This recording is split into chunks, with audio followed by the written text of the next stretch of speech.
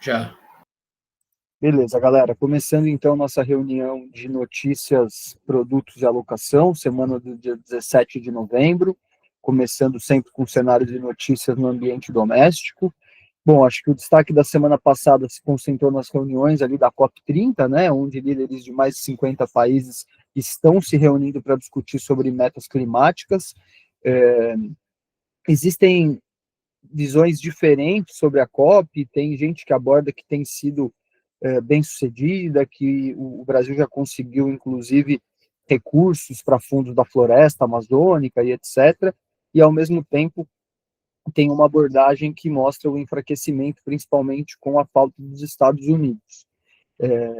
A gente não tem sido notificado muito, mas tem se percebido várias reivindicações, vários protestos, principalmente das comunidades indígenas. Também tem havido protestos contra a exploração de petróleo na placa equatorial, então tem bastante coisa ali acontecendo. A agenda econômica dessa semana é super fraca, só teve o BCBR de setembro que saiu agora, na segunda-feira, e veio bem fraco, com uma queda de menos 0,2%, né, uma queda de 0,2%, abaixo das expectativas. E, por um lado, né, nunca é bom você ter o IBCBR, que é um antecessor do PIB, tendo queda, mas olhando pelo lado do copo mais cheio, a gente consegue ver, de fato, a eficiência do trabalho do Banco Central no controle do aquecimento econômico, consequentemente da inflação.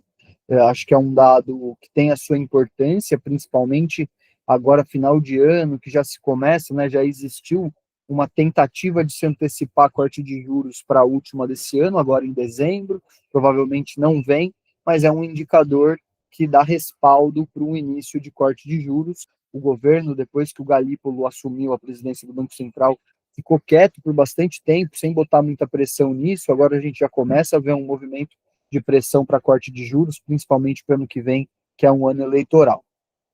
Aí trouxe como manchetes para a gente conversar, né? Discussão sobre centro ou piso da meta fiscal está superada com o Congresso, diz a Simone Tebet, ministra do Planejamento.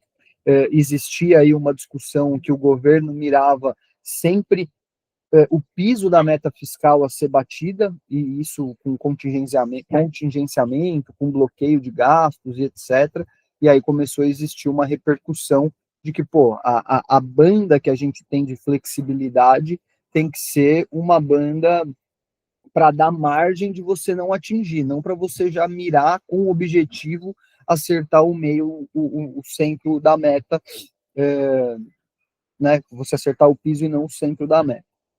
Aí trouxe a manchete, né? Haddad volta a fazer apelo por aprovação de projeto sobre devedor contumaz.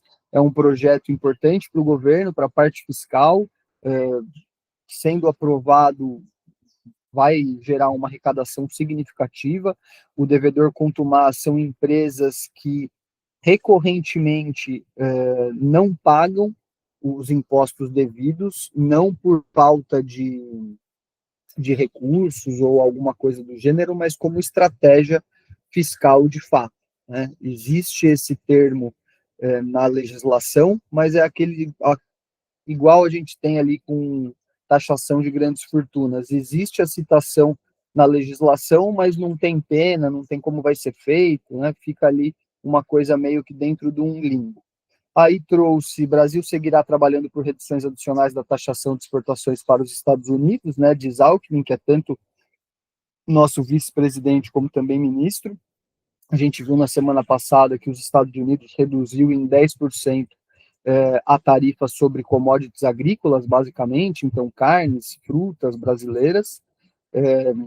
É uma redução, mas perto dos 50% que a gente já está sobretarifado, acabou sendo uma redução muito menor do que se esperava, né? E foi uma redução para o setor como um todo e não focado especificamente no Brasil.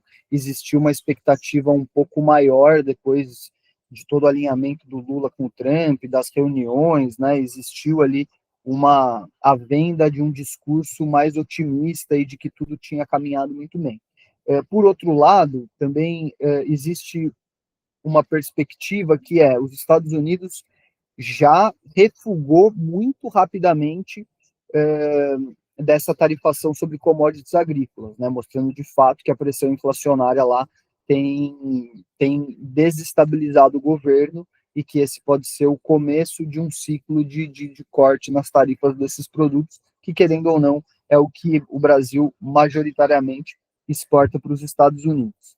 Aí trouxe aqui uma outra manchete que vem junto com o resultado do IBCBR mais fraco, né? Então, comércio mais fraco em setembro reflete crédito caro, endividamento alto e menos emprego. Então, as vendas no comércio caíram 0,3% em setembro, que é quase a mesma coisa que caiu o IBCBR. A gente tem visto um endividamento familiar recorde, e agora a gente se encaminha agora para Black Friday, né, novembro, e depois Natal, que são meses em que o comércio costuma ser mais forte. Então, muito provavelmente setembro e outubro, a gente vai ver um esforço de poupança da família para ter recurso ali para gastar principalmente no Natal. Trouxe turma do STF, forma maioria para tornar Eduardo Bolsonaro réu por buscar interferência junto ao Trump, né, no processo do pai, movimento que a gente viu junto, tanto do Eduardo Bolsonaro quanto do Paulo Figueiredo. Acho que era meio certo que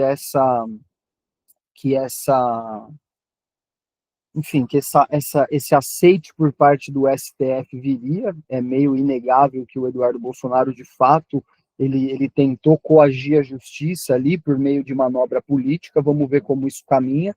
É algo que poderia trazer um pouco mais de fogo e de mais, enfim, volatilidade para esse ambiente político, mas ao mesmo tempo a gente já vê que não se fala mais de Bolsonaro, meio que o Brasil parece que já virou um pouco essa página. A questão muito mais é quem será o próximo candidato, que o Tarcísio vai conseguir, enfim, ter um respaldo sólido para se candidatar, né? Também acho difícil ele arriscar perder nessa aí, não buscar a reeleição no governo de São Paulo para buscar uma eleição como presidente, se os indicadores e os sinais estiverem muito claros de que vai ser uma tentativa frustrada. Muito embora, desde aquela melhora que a gente viu nas intenções de voto e na aprovação do governo Lula, ele tem caído e está estabilizando agora, depois, principalmente daquele evento ali no Rio de Janeiro.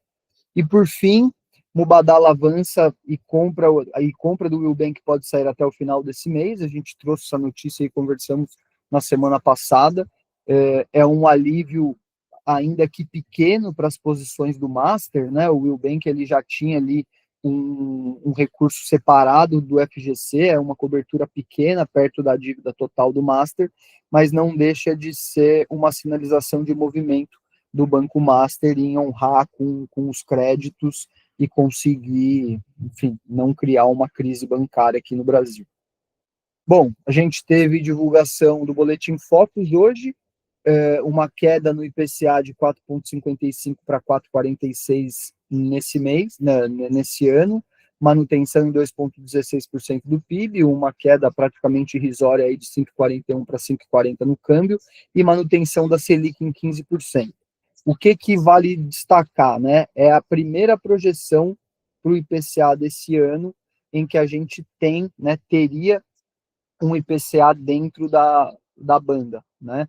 A meta do Banco Central é 3%, com 1,5% de tolerância, então até 4,5% considera-se que o Banco Central conseguiu atingir o seu objetivo, né? Se ele entrega um resultado fora da banda, ele tem que se justificar no Senado, então acho que esse é um fato relevante aí para a gente olhar, né? Então, de fato, a gente falava aqui algumas semanas atrás, pô, nem em 2026 a projeção do Boletim Focus é que o Brasil, que o Banco Central, vai conseguir entregar a inflação dentro da meta. Já há algumas semanas a gente já tem a inflação projetada para 2026 dentro da banda e agora de 2025 também. Então, para 2026, manutenção em 4,20, então também dentro da banda, embora muito mais perto da banda superior, 1,78 para o PIB, câmbio manutenção em 5,50 e Selic manutenção em 12,25. Para 2027, também manutenção nos 4 indicadores, 3,80 para a inflação, 1,88 para o PIB, 5,50 para o câmbio e 10,5% de Selic terminal para 2027. Bom, em relação aos Estados Unidos, acho que o destaque da semana passada é a divulgação dos e-mails descobertos nas investigações do caso Epstein. tem envolvimento do Trump, tem envolvimento de outros políticos, tem citações do Bill Clinton, né, que é um ex-presidente dos Estados Unidos, democrata, e que, por sinal, é o último presidente superavitário do governo norte-americano. O Epstein, ele foi um grande financiador de campanha política, era um multimilionário, que foi julgado e incriminado por tráfico sexual. Ele e a esposa tinham ali uma rede de prostituição infantil, uma coisa bem complexa. Tem algumas brasileiras que foram vítimas disso, e existem ali algumas situações e citações que colocam o Trump dentro desse cenário. Acho que é mais volatilidade para a gente ver no cenário político norte-americano. O Trump hoje, né, que já é a notícia aí, pede para os republicanos votarem pela divulgação dos arquivos, né, para tirar essa arma apontada na cabeça dele por parte dos democratas, e também para já botar uma pressão se tiver um envolvimento maior do Bill Clinton ali. Mas é fato que em um e-mail citado, o Epstein fala sobre uma menina que o Trump ficou horas trancado com ela num quarto, é a única citação que tem, mas também é sabido que o Epstein era um grande mentiroso, ele fazia muita chantagem, ele blefava muito. Eu acho que tem muita água para passar embaixo dessa ponte. Aí trouxe, né, Trump corta tarifas de 10% para alimentos, mas o Brasil ainda segue com uma taxa de 40%, que é o que a gente já falou, e também a chegada do maior navio de guerra do mundo, a América Latina, ali para botar um terror em cima da Venezuela. E a partir do momento que o Trump chegou por ali e que já vinha fazendo essas acusações mais sérias à Venezuela, ele também começou a acusar a Colômbia, tanto de ser um país comandado por narcotraficantes e toda essa pressão que ele já vinha fazendo sobre a Venezuela.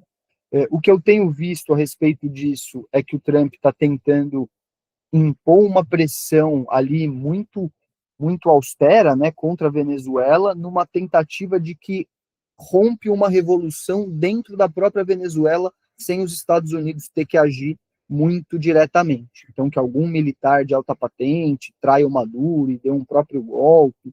Então, essa é a primeira tentativa, o primeiro objetivo, que exista ali não seria um golpe, né, porque já é uma ditadura, mas uma revolução interna dentro da Venezuela, e que chegue ao poder alguma